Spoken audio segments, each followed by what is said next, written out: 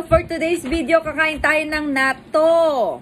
Meron ako nakita sa grocery. Ayan, meron siyang tamago at saka shoyu tare. So feeling ko may lasa siya, masarap siya. Hindi yung natto lang talaga na pure lang. Kailangan natin na matinding dito, imagination and concentration. Kung kaya ba natin kainin to. Kasi yung si Chelsea kumakain sa daycare, tapos yung mami hindi marunong kumain ng natto. Di siya? Ayan, ang itsura.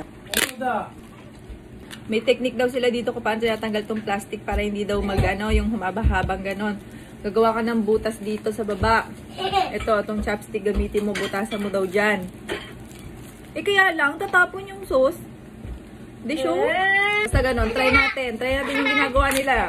Butasan natin. Dyan mo ngayon hihilayin yung plastic. Ito.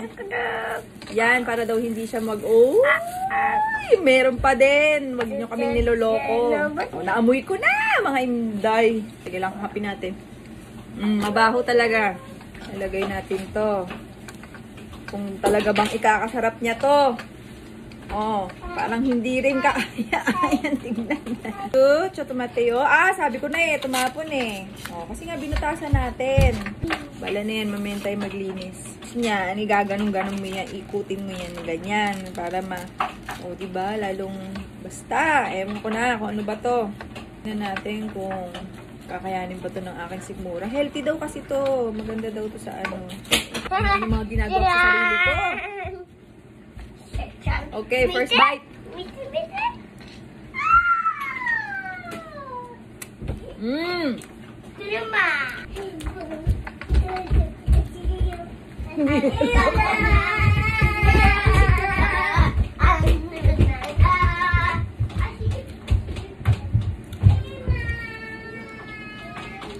Second bite.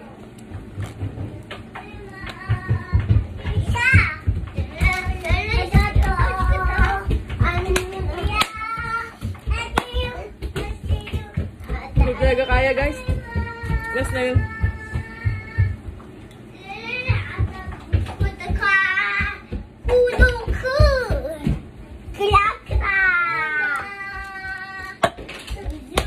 Sabor nang inunguya mo. Parang sumasamasa. Gusto? Wala. Hindi kaya. Simatin. Muso sama deshita. Meron ako ditong singaling na nilagyan ko ng cheese powder.